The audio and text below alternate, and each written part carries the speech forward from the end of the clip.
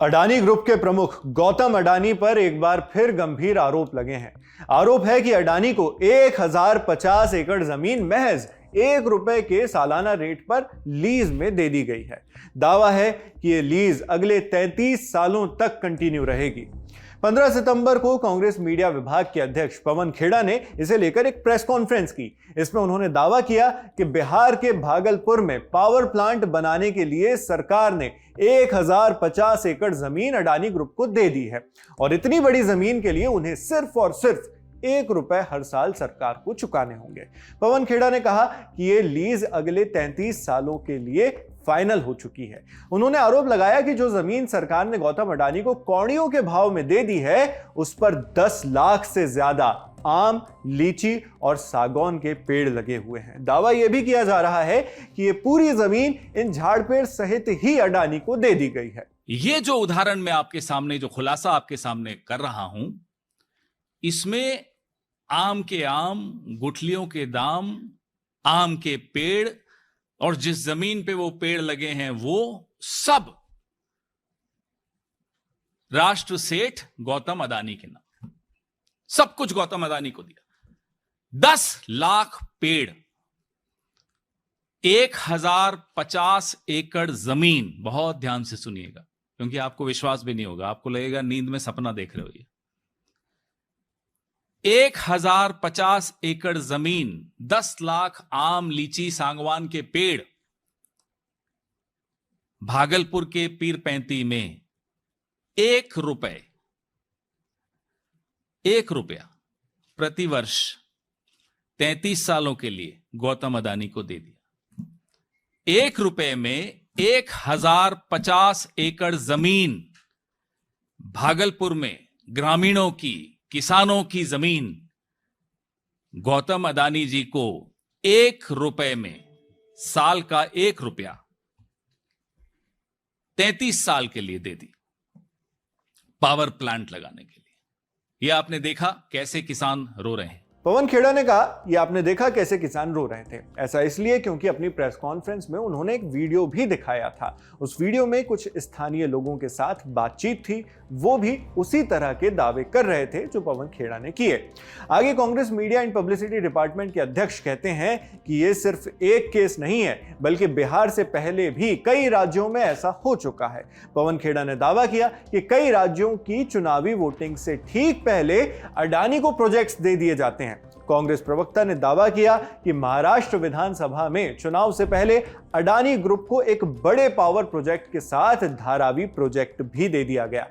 कांग्रेस नेता कहते हैं कि झारखंड में भी विधानसभा चुनाव से ठीक पहले गोड्डा पावर प्रोजेक्ट अडानी को दे दिया गया था। एक दावा 2013 का भी किया। कहा कि छत्तीसगढ़ में हसदेव अरण्य भी विधानसभा चुनाव से पहले अडानी समूह को दे दिया गया। उस वक्त छत्तीसगढ़ में बीजेपी की सरकार थी और रमन सिंह मुख्यमंत्री थे। इससे पहले महाराष्ट्र में जब चुनाव हुए तो पावर प्लांट, बड़ा पावर का प्रोजेक्ट गौतम अडानी को दिया, धारवी दिया। गोड्डा झारखंड में जो पावर प्रोजेक्ट इनको मिला, वो भी उस चुनाव के जस्ट पहले मिला जिस चुनाव में बीजेपी हारी झारखंड में। छत्तीसगढ़ 2013, बड़ा हसदेव अरण्य, आपने सुना है, बार बार चलता है सोशल मीडिया पे, बड़ा प्रोजेक्ट। छत्तीसगढ़ में 2013 के चुनाव से पहले गौतम अडानी को दे दिया। एक लंबी लिस्ट है, मैं तो आपको 4 उदाहरण दिए। ये लंबी लिस्ट है कि जब चुनाव आते हैं और बीजेपी को लगता है शायद हार जाएं, शायद वोट चोरी में सफल ना हो पाएं, तो चलो गौतम भाई को जल्दी जल्दी दे दें, जाते जाते कुछ सौगात दे जाएं, और अगर जीत जाएंगे तो फिर सौगात डबल कर देंगे। अपनी इसी बात को बढ़ाते हुए पवन खेड़ा ने आगे कहा कि केंद्र सरकार के बजट में इस प्रोजेक्ट की घोषणा हुई थी। बताया गया था कि ये 2400 मेगावाट बिजली का प्रोजेक्ट है। प्रोजेक्ट की कीमत बताई गई थी तकरीबन 21,400 करोड़ रुपए। मगर तब यह नहीं बताया गया था कि प्रोजेक्ट को एक प्राइवेट कंपनी को दे दिया जाएगा। बिहार की जमीन को लेकर जब यह प्रेस कॉन्फ्रेंस हो रही थी, उस वक्त प्रधानमंत्री नरेंद्र मोदी भी बिहार में थे। 15 सितंबर को पीएम बिहार विजिट पर रहे। आरोप बीजेपी पर लग रहे थे और बीजेपी के गठबंधन वाली बिहार सरकार पर लग रहे थे। इसलिए यह भी जानना जरूरी था कि बीजेपी का इन आरोपों पर क्या जवाब है। पक्ष जानने के लिए हमारे साथी हिमांशु तिवारी ने बिहार बीजेपी के मीडिया विभाग के हेड दानिश इकबाल से बात की। जब उनसे पूछा गया कि क्या ये आरोप सच हैं कि अडानी ग्रुप को महज ₹1 की सालाना कीमत पर 1050 एकड़ जमीन दे दी गई है, बीजेपी का जवाब सुनिए।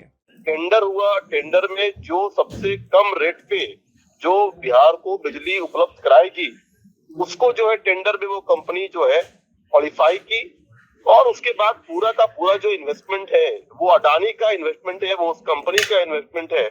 और हम तो सरकार है, हम सरकार के तौर पर हम जमीन दे रहे हैं, इन्वेस्टमेंट पूरा उनका है और सबसे सस्ती दर पे वो हमें बिजली उपलब्ध कराएंगे। तो इसमें तो कहीं किसी प्रकार का ना कोई घोटाला है, ना कोई करप्शन है, ना किसी प्रकार की अनियमितताएं बरती गई हैं।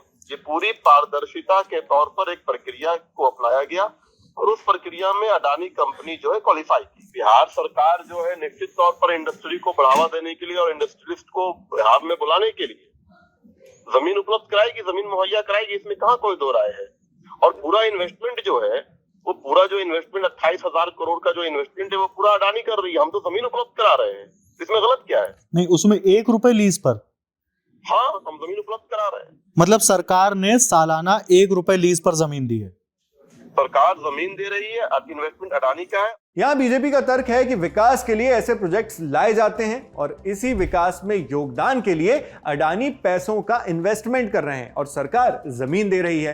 तो यहां एक सवाल और आता है, सवाल ये कि अडानी ग्रुप ही इस प्रोजेक्ट के लिए क्यों चुना गया। इस सवाल का भी जवाब बिहार बीजेपी के मीडिया हेड ने दिया है, सुनिए। जहां तक सवाल है अडानी को ₹1 लीज पे जमीन देने का, ये पूरी तरह से एक पारदर्शी एक प्रोसेस था और उसमें भी अडानी को हमने इसलिए सिलेक्ट किया क्योंकि जो टेंडर हुआ उस टेंडर में अडानी कंपनी जो है सबसे कम दर पे हमको बिजली उपलब्ध करा रही है, इसलिए हमने अडानी को वो प्रोजेक्ट दिया।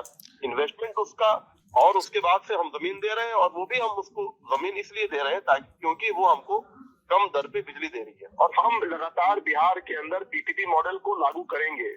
बीजेपी का कहना है कि सरकार ने तय नियम कानून और पूरी प्रक्रिया को फॉलो करने के बाद ही इस प्रोजेक्ट के लिए अडानी ग्रुप को फाइनलाइज किया।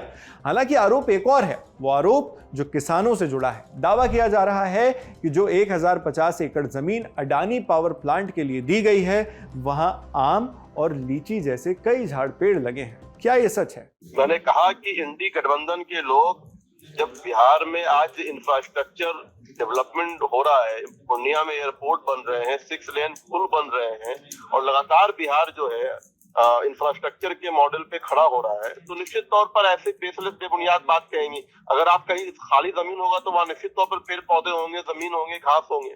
ये कौन सा सवाल है? आपने सुना, बीजेपी ने इस आरोप पर कहा है कि खाली जमीन होगी तो वहां पेड़ पौधे तो उग ही आते हैं। अब इस पूरी खबर को सुन लेने के बाद, दोनों पक्षों को जान लेने के बाद, आप इस खबर पर क्या सोचते हैं? हमें कमेंट बॉक्स में लिखकर जरूर बताएं। आपके लिए तमाम जानकारी जुटाने में मदद की है हमारे साथी सौरभ त्रिवेदी और हिमांशु तिवारी ने। मैं हूं शेख नावेद, देखते रहिए दी लल्लन टॉप।